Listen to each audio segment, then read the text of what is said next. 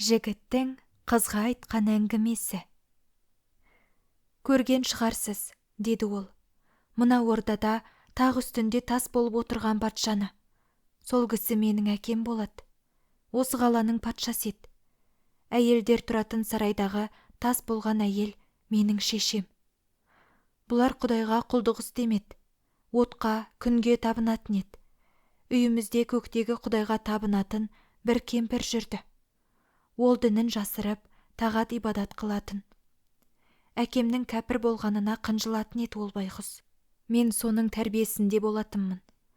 Ол мені ісләм дініне кіргізіп, Құран оқуға үйретті. Мен бұл дінді жасырып жүрдім. Бір күні елден бе, құздан ба сапылдаған дауыс шықты. «Ей, халайық, от Құдайды жағыңдар, шын Құдайды табыңдар», деді.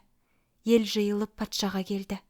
Патша: «Қорықпа жұртым, ол желмен келген жай жаңғырық. Өздеріңнің ескі құдайларыңды құрметтей беріңдер», деді. Ел патшасының сөзін сүйеу қылып, айқайдан қорқа қоймады. 2 жыл сол дауыс және шықты. 3 жыл және шықты.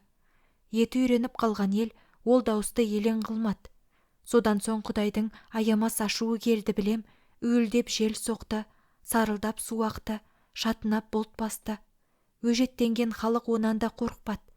Айналып келіп, бір күні тас болып қатты.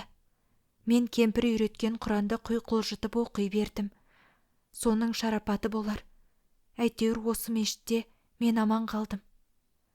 Жалғыздық қанша аман болсаң да жаман екен, деді ол.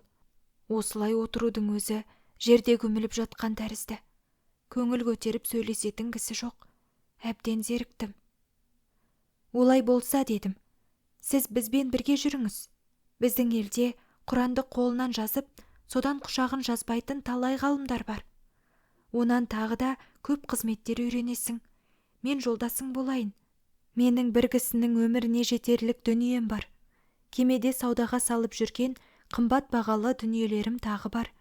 Мақұл көрсең, кемеге жүр, бірге Бағдатқа барайық. Ол сөзімді ұнатты. Бағдатқа бармақшы болып, соңыма ерді. Әңгіме осыған жетті де, Шахаризада бір кештің сөзін аяқтады.